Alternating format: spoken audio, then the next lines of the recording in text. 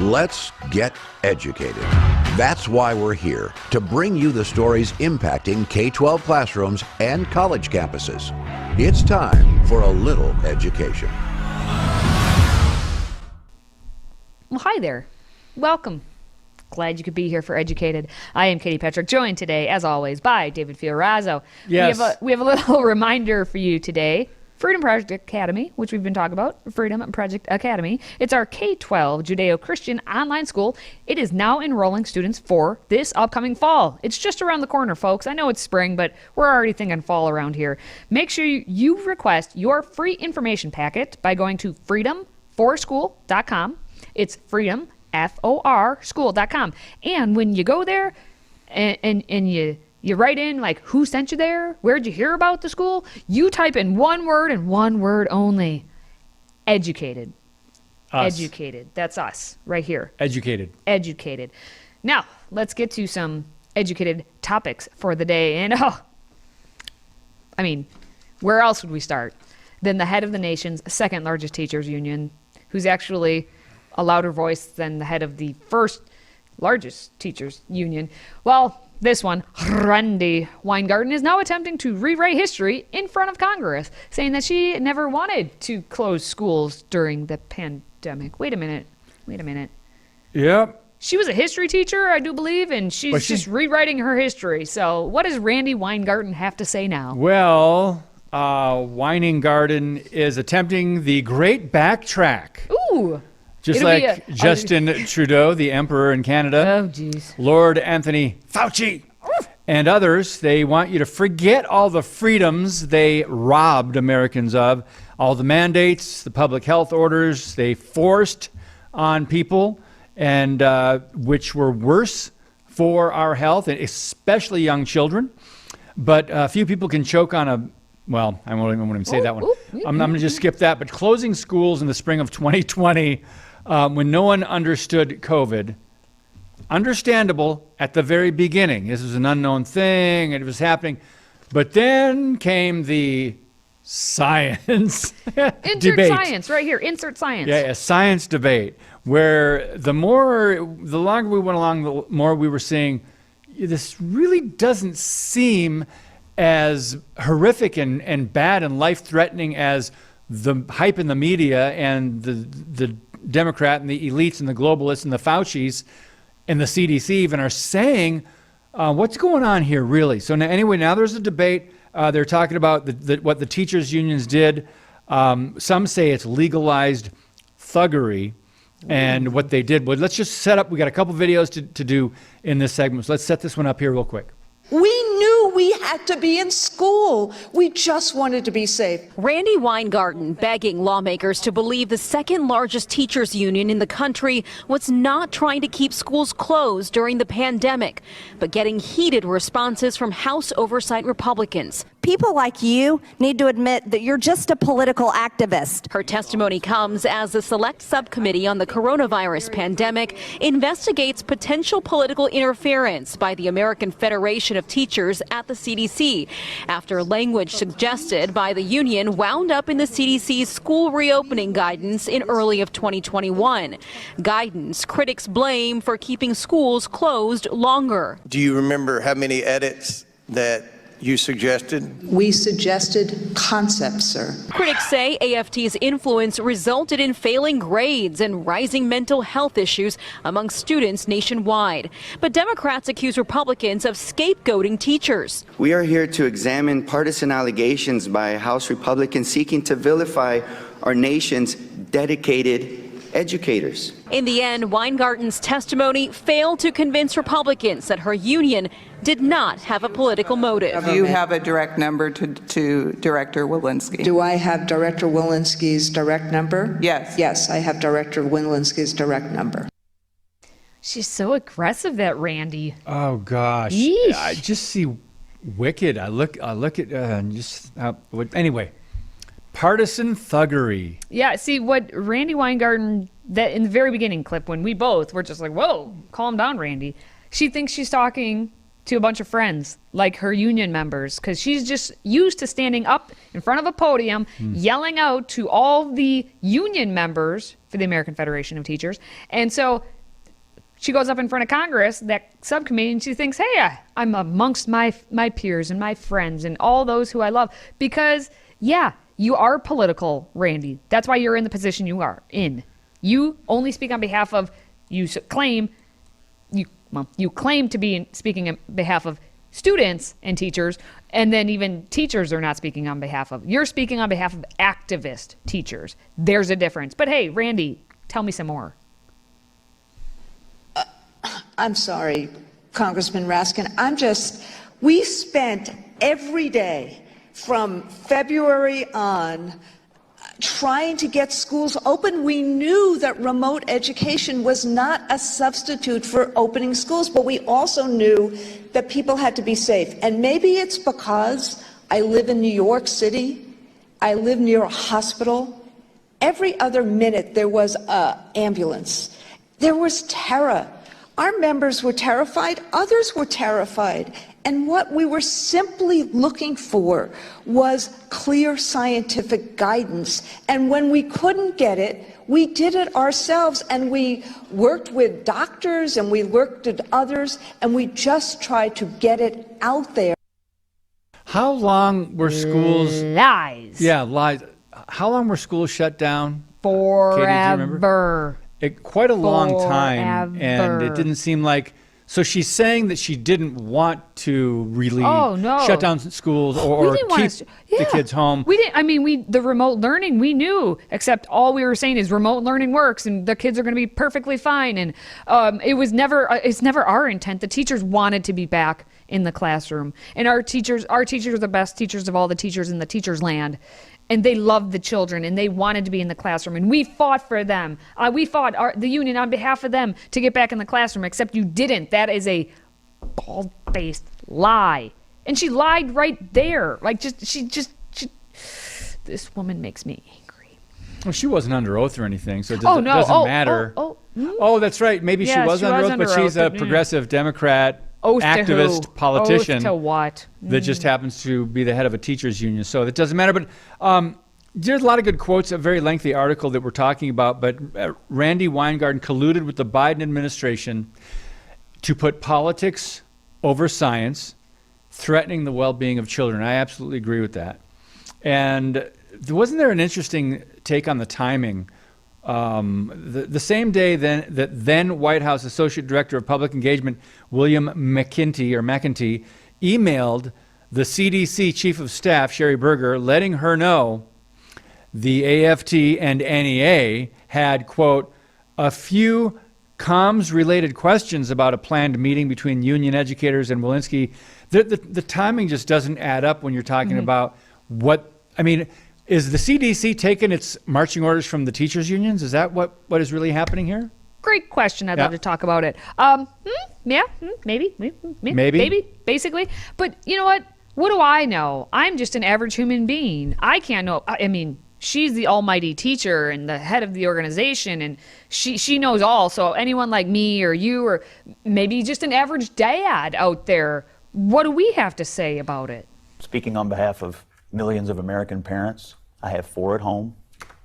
I had to teach them at home. My wife had to teach them at home.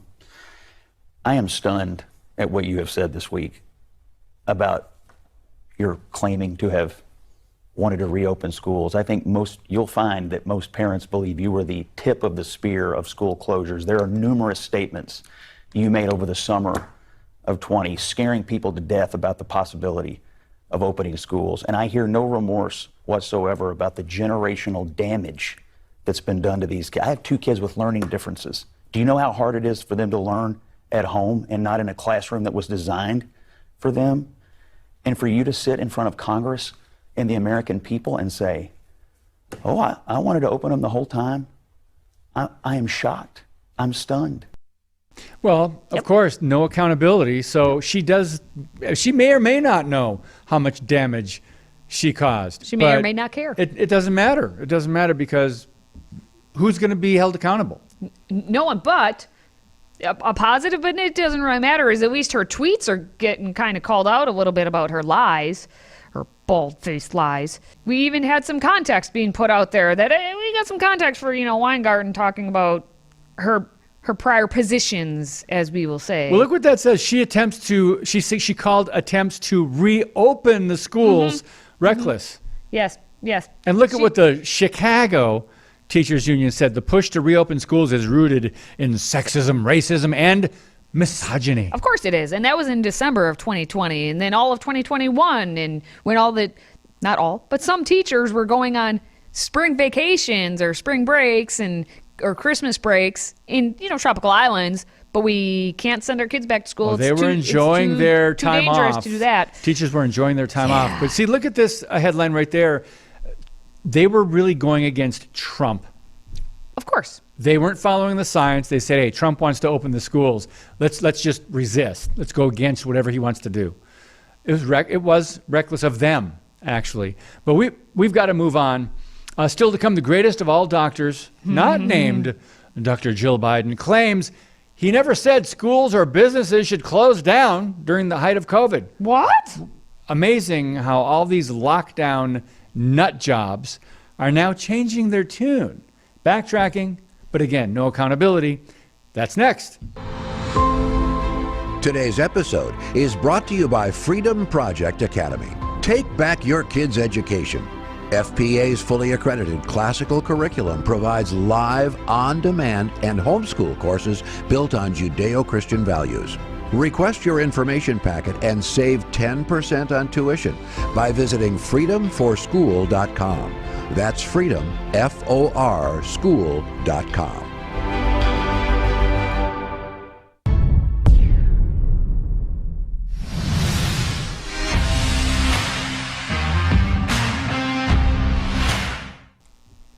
Satan's little personal demon himself, the Dr. Anthony Fauci, has some history rewriting to do himself. And so he's out there, he's doing it because, he's retired now and he can't stay out of the limelight because what else has he got to do but stare at his own image in his office at home where he has a giant picture of himself because he's that vain. So Dr. Anthony Fauci has decided that he has some things he'd like to tell the New York Times Magazine where he was just interviewed by them. And in that interview, Dr. Fauci looks back, something clearly went wrong. Look at him. He's innocent. He's innocent. COVID happened and he was doing what was right. And he was trying to make it all good for everyone. And it's not his fault, you guys. These are his words. When he was asked by interviewer David Wallace Wells about the government's heavy-handed response to COVID, here's what Fauci said. When people say, Fauci shut down the economy, it wasn't Fauci. But show me a school that I shut down and show me a factory that I shut down. Never.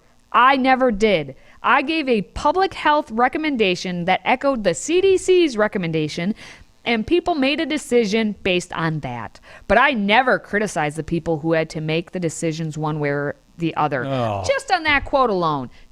We have plenty more, but just on that quote alone. Liar. Yep. I think your pants are on fire. He did criticize people. And this is what he has done in many of interview. He likes to talk in like third person. When people say, Fauci shut down the government, it wasn't Fauci. Normal people would say it wasn't me. Normal people also wouldn't say that because normal people wouldn't do that. Well, he is science, though, by the way. He is the science. They are actually, in his own words, they are attacking the science. Yeah. When they're attacking me. Some people, he actually said that for some people who don't know what we're making fun of. He said, I am science. I am science. Oh my goodness. So he retired, was it in December finally? I don't know. His long curtain call went on for so many months. I don't remember when he finally did leave. But he had been the director of the National Institute of Allergy and Infectious Diseases. And he did admit, as you saw in that headline, that something clearly went wrong. Something did. Something did. I don't know what. It wasn't me, or it wasn't Fauci, as he would say. It wasn't Fauci. But of course, he blamed the many failures on it was the culture war. Yeah. It was all the culture war. Culture war's fault. He says, I think anything that instigated or intensified the culture wars just made things worse. And I have to be honest with you. When it comes to masking, oh boy, I don't know. What a fiasco. But I do know that the culture wars have been really, really tough from a public health standpoint. What does that have to do with science and masks and COVID, the culture wars? Can you help me? Science is science. Can you help me understand? When science is blurred and we follow when our science can't determine what a woman is, yeah, that's the culture war. That's how it gets all tangled up in there. But I have more. Before I digress, I have more. He said that ultimately an epidemiologist, because that's what he is, sees it as an epidemiological phenomenon. An economist sees it from an economic standpoint. And I see it from somebody in bed dying. Oh. Any words on that one? Wow. Fauci. Right to the heart. Right to the throat. What? Death? Somebody in bed dying? Did I understand that? But he's pulling at the heartstrings. Oh, I see what he's doing. He was there. almost as bad as a former governor, maybe, of a certain state. Cuomo? The nursing homes. Yeah. Oh. Yeah. Yeah. Talk about no accountability again. Don't even get me going on that. Now, on the topic of masks, since I did mention it, when challenged on the effectiveness of the mask mandate, Fauci admitted, masks work at the margins. What does that mean? Maybe 10%. Oh, maybe 10%, with the exception of the KN95 and the N95 masks, which he stated are effective at preventing the spread of viruses. But most people were not wearing those masks, right? Thank you. Okay, should we continue? Yes. But this didn't come out early on. So evidently, years later, he learned that the masks that 95% of people wear, I don't know if it's 95, I just threw it out there. So they're not effective? Yeah. He knew that? No, he couldn't have known that back then. Yes. See, David, what we're doing here is rewriting the history. So it's going to be this article that we talk about. Yes. And any of the other tweets, interviews, photos of him addressing this issue is going to be gone. It's going to be lost in a fire somewhere, I'm sure. Because this is the history now. Now, on the origin of... Oh, here we go. Of the COVID-19. China. Was it a lab? Was it not a lab? Was it a bat? Was it not a bat? Well, there was a lab in Wuhan, and we know they did certain research there. We have evidence of that. Well, hey. Keep an open mind, David. Oh, okay. Fauci says that I feel that until you have a definitive proof of one or the other, it is essential to have an open mind. Oh, and I have been this way from the very beginning, David, the interviewer. Not you, David, but you also, David. Notwithstanding the criticisms to the contrary. Well then, thank you. So he, Anthony. Lord, yes, self-anointed science, Fauci, has had an open mind from the beginning. Is that what he's saying? He's been this way from the very beginning. Now, he, of course, does believe that it's not engineered. We know that there was a lot of other work being done in Wuhan, Wallace Wells had stated. And if I were you and I was going to sleep every night thinking that there was even some very small chance that the virus came from a laboratory doing the kinds of research that I had helped promote and fund over the last few decades, I think that might weigh on me a bit, even if I was absolutely sure I had done everything I had done with the best intentions. Well... Huh, Fauci? What do you have to say about that? Okay. And here's what Fauci's answer is. He sleeps fine. Well, I sleep fine. I sleep fine. And remember, this work was done in order to be able to help prepare us for the next outbreak. This work was not conceived by me as I was having my omelet in the morning. The next manufactured crisis is on the way. That's one of the takeaways from this story. No accountability. They didn't learn anything. They didn't want to learn anything. Yep. Many of them don't have a conscience or a soul, but that's for another topic. That it is. Well, coming up, Virginia says that lessons on patriotism and respect for the American flag will now be mandated in all public schools. Huzzah, a positive story. We're going to talk about it next. Today's show is sponsored by our friends at MyPillow. Save up to 66% on pristine quality bedding, towels, slippers, signature pillows, and much more when you use the code EDUCATED. That's EDUCATED. Educated. Support this show and a great American company.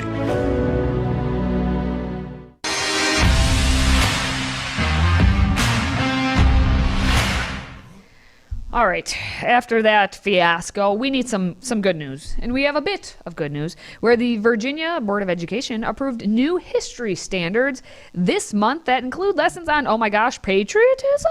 And respect of the American flag? Well, let's talk about this. I look forward to it. Every 7 years, the Department of Education revises history and social sciences standards of learning as a way to keep up with new discoveries and emerging stories. After nearly 2 years of working on and editing different drafts, a revised history and social science standards were approved by the board. I do think they are much improved. But it was a long road to get to this point, as many teachers and parents spoke out against the first draft of the revised standards, which they say removed people of color from history. I think at some points, this process has been called out, has kind of gone off the rails. Like no standards on Martin Luther King Jr., Indigenous people, or Asian history. These items are in the standards adopted today. You will see hundreds of changes we made, changes that did elevate labor history, changes that, along the way, we've made changes that restored Asia and Africa to world history in third grade.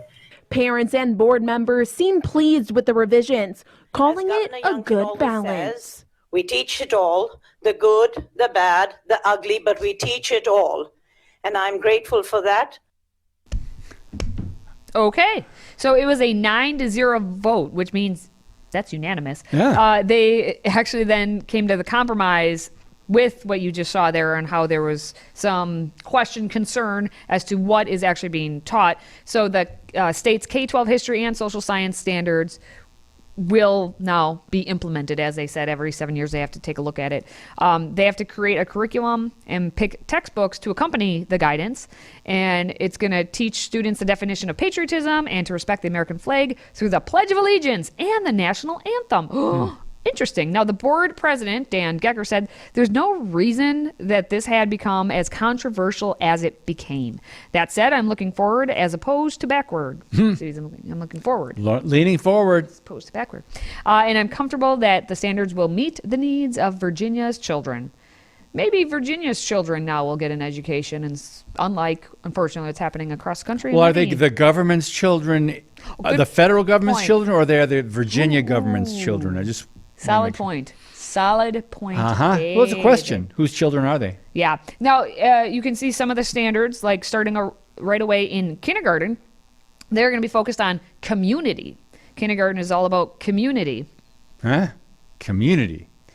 As the standards for kindergarten students focus on the local community and include an introduction to basic history and social science skills. During the course of their first year in school, students should learn about their community, including basic concepts related to history and patriotism, national symbols, good citizenship, geographic location economics, and the importance of following rules and respecting the rights and property of other people. Can we just have every American follow that? We'll all go back to kindergarten. That wasn't for kindergarten, was it? Yeah. Yes, it was. That's where we are. All right. Well, we got some more to cover yet because we have our latest Babylon Bee headlines to discuss. Stay right there. If you have a smartphone, tablet, Roku, or Apple TV, consider downloading the Freedom Project Media app.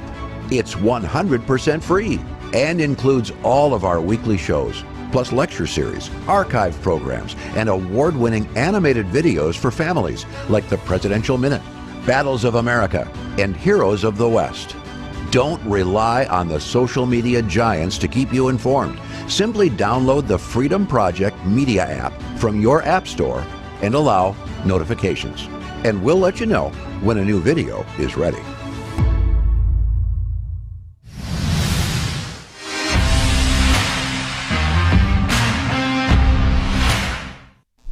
All right. Before we wrap up the show for the day, let's take a look at everyone's favorite satire site, the Babylon Bee. Here are this week's top 5 Babylon Bee headlines. We picked our favorite headlines. That is, myself and the producers. Katie Patrick has not seen any of them. And we will now decide which one should be named Queen of the Hive. We start with creepy old man says he thinks of your kids as his own. Next, Kamala Harris announces campaign to definitely become president at some point in the next 4 to 5 years. Next, AOC.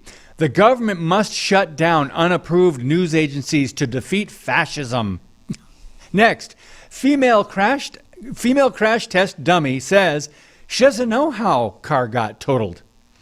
And finally, Buttigieg calls on DOT to address inequity by using more gay crash test dummies. Katie, your top pick of the week. I think it's down to 2 really good ones. Yeah, well, okay. The very first one is creepy old man did say he thinks of your kids as his own. That is a factual headline. I don't know why the Babylon Bee is saying it's satire. That is a headline you can use. That could have been on Not the Bee. Yes, it should have been on Not the Bee. Yeah. But let's just go to the next one with Kamalama Ding Dong there. And, she announces her campaign to definitely become president at some point. Because I mean, if 5 years. Let's be honest. If he Biden does run, and if he makes it to run. If he makes the nomination. Everything is an if. Yeah. If he makes the nomination, if and then if we don't have a Dave situation, if you haven't seen that movie, you should. If. Kamala Harris. I think so. Well, yeah, I think if the nation elects Democrats again, then it's not going to be Biden, it's going to be Harris, because Biden will be.